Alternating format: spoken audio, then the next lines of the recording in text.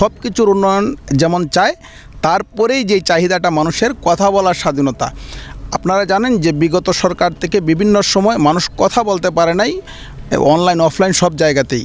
এই জিনিসটা মানুষের চাহিদার মধ্যে অন্যতম।